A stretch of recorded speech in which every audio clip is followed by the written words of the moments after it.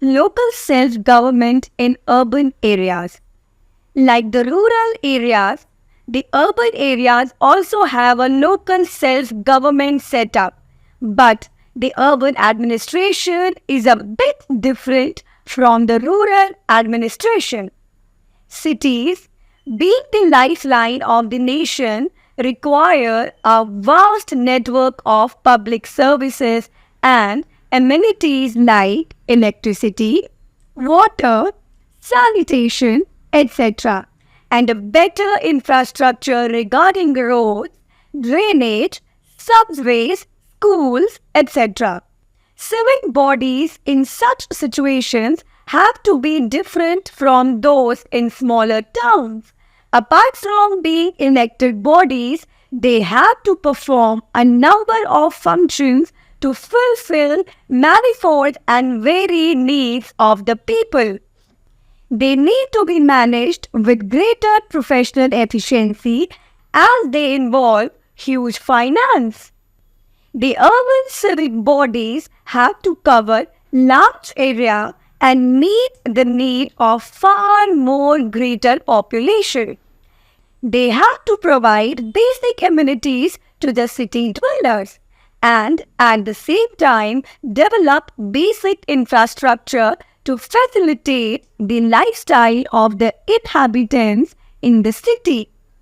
So, keeping in view the varied needs of the people inhabiting the urban areas, the municipal corporations have been established in a number of large cities all over the country. The corporation works for the betterment of the civic amenities solely with the aim of promoting better standard of living among the city dwellers. Let's study the urban civic bodies in detail. Local self-government, municipal corporations, municipality, Nagar Panchayat. Cities having the population more than 10 lakh or 1 million have municipal corporations. In big cities, Delhi, Mumbai, Kolkata, and Chennai, etc., the local body is known as Municipal Corporation. It is established by an act of the state legislature. The Municipal Corporation of Delhi, MCD, was set up by an act of parliament in 1958. Tenure. According to the 74th Amendment Act, the normal tenure of a municipal corporation will be 5 years. However, it can be dissolved earlier too. Composition of the municipal corporation. A municipal corporation consists of councillors and aldermen. The councillors are elected by the people living in the area on the basis of adult franchise. The number of members of a municipal corporation is fixed on the basis of the population of the city. Any person living in the city who has attained the age of 18 years is entitled to cast his vote in the election. The councillors in turn elect some aldermen. Aldermen are nominated by the governor from among those who have knowledge and experience of local administration. The members of the corporation elect a mayor and a deputy mayor for 1 year. The mayor presides over its meetings and guides the deliberations. In his absence, this work is done by the deputy mayor. Besides them, a municipal committee has a chief executive officer called the municipal commissioner and a secretary who are appointed by the state government. The chief executive officer also acts as a link between the state government and the municipal corporation. Various officers, such as the officers in charge of the departments of health, education, engineering, and sanitation, help him or her in this work. The municipal commissioner coordinates their work and has the power to appoint employees at the lower level. Additional joint commissioners and the deputy commissioners are also appointed to look after the administration work. Besides the commissioner and secretary, there are also health officers, sanitary inspectors, municipal engineers, junior engineers, octroi inspectors, and education officers who help the municipality in discharging its duties. The municipal councils or committees. Towns or cities having the population between 20,000 to 10 lakh have municipalities or municipal committees. A municipal council or committee is established for those towns and cities which are smaller in size than the big cities having a population of more than 20,000. The municipal council or committees are popularly known as municipalities. The number of members of a municipal council or committee is fixed by the state government. They are elected by the voters of that town or on the basis of adult franchise. The town is divided into many wards and one member is elected from each ward. In each municipal council or committee, some seats are reserved for the members of the scheduled caste and scheduled tribes.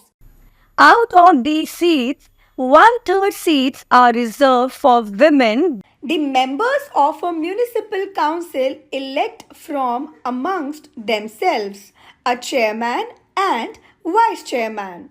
The chairman, mayor, presides over its meetings and guides the deliberations. In his absence, the work is done by the vice chairman. According to the 74th Amendment Act, the minimum age for a candidate to contest election is 21 years. Some seats in the municipal corporation will be reserved for the members of scheduled castes and scheduled tribes. Out of such reserved seats, 1/3 seats will be reserved for women, Nagar Panchayat or notified area. Nagar Panchayat is constituted for a transitional area.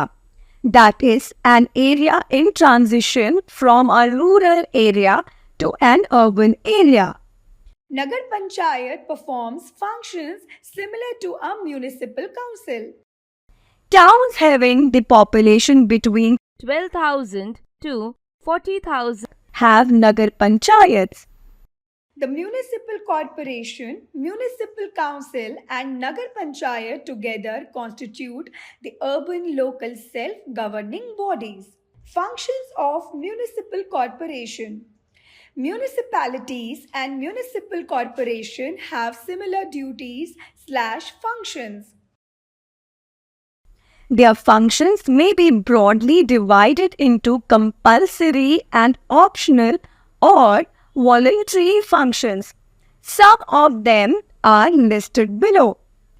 Compulsory functions: public health, opening of hospitals and dispensaries in different localities for treatment of diseases, free vaccinations and inoculations for prevention of diseases like smallpox, cholera, polio, and tuberculosis, etc.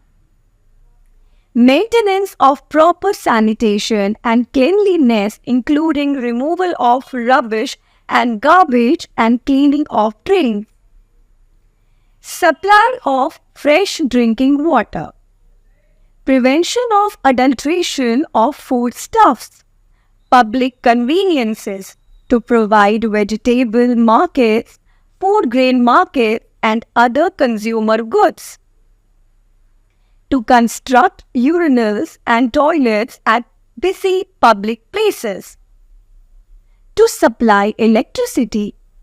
to grow plants and trees along the roadside for better environment, to construct subway near busy road crossings, to locate and develop lands for industrial units, marketplaces, etc., to build and maintain roads and bridges within the city limits, registration of births and deaths, to maintain records of births and deaths and issue certificates for the same, provide for and maintain graveyards, cremation grounds and electric crematoriums, public education, opening of primary and secondary schools for children and to appoint teachers in those schools, providing free and compulsory education, opening of vocational education centers, construction and maintenance of reading rooms, public libraries and auditorium, etc., providing scholarship to the poor and female students, public security, maintaining a firefighting service, getting old bungalows demolished, checking off illegal trade, Optional or voluntary functions. Apart from compulsory functions, a municipality or a municipal corporation performs several other functions if its resources permit. These voluntary functions include the following: development of gardens and parks to keep the citizens healthy and fit, construction and maintenance of children's homes, orphanages, night shelters, rest houses, old age homes, etc., development of zoo, museum, picnic spots, children parks and toy houses, providing cheap and efficient transport facilities, construction of toilets and bathrooms in the slums. Sources of income. The local self-governing bodies perform a variety of welfare work and provide services to the people of the towns and cities. In fact, compared to the rural areas, the urban self-governing bodies have numerous works to do. Some of them are of a very complex nature. All these developmental activities demand the investment of huge amount of money. But from where do the municipal bodies get money? What is the source of revenue for the urban local self-governing bodies? The municipal corporation or municipal council. The main sources of income of the municipal corporation or municipal council are as follows: Octroi duty on goods brought within the area, property tax and house tax, electricity tax, water tax, fees for approving building plans, income from its own property, shops and buildings, etc., tax on animals, tax on trade and profession, fees for registration of births and deaths, entertainment tax, financial grants from the state governments, grants and loans from the central and state government for implementation of developmental projects, a community protest. Democratic setup provides for a variety of rights to the citizens. The citizens can lodge their protest by various means. Similarly, in case if the local self-governing bodies do not fulfill the expectations or meet the grievances of the residents, they can lodge protest by peaceful means. The protest against the government should always be peaceful in nature and not like destructive strikes which have been declared illegal by the court. When an unruly crowd destroys government property, seldom does it realize that it has been built out of the public money and destroying it would cause inconvenience to the public.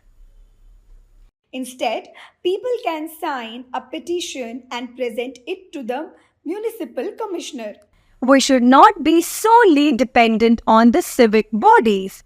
Instead, we should ourselves try to lessen the burden of developmental works by keeping cleanliness and sanitation in our surroundings.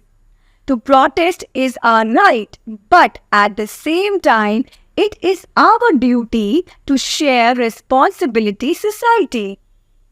We need a lot of improvements in our infrastructural facilities like stadiums, hotels, hospitals, roads, bridges and markets, etc. We did very well in the Commonwealth Games 2010. Can you guess from where did the government get funds for all these improvements? It was the fund collected by the dues and taxes paid by us to the government. Should we deprive the government of its rightful dues or should we pay them up? Certainly, we should pay our taxes and dues in time to the government. Supervision of local bodies. The municipal corporation or committee works under the supervision of the governments, both the central and the state. If the central and state government are not satisfied with the way local bodies are functioning, they can take action against them and even dissolve them. However, elections in that case must be held within 6 months of the dissolution. District Planning Committee. For the development of an urban area, the urban local bodies plan and allocate resources. A district planning committee looks into the plan prepared by the Panchayati Raj bodies and the urban local bodies and prepare a development plan for the district as a whole. State Election Commission. In each state, there is a state election commission with a state election commissioner as its head.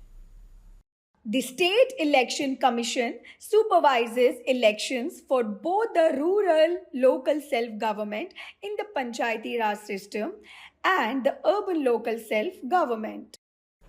People must cooperate with the urban local bodies and participate in the process of administration of towns and cities.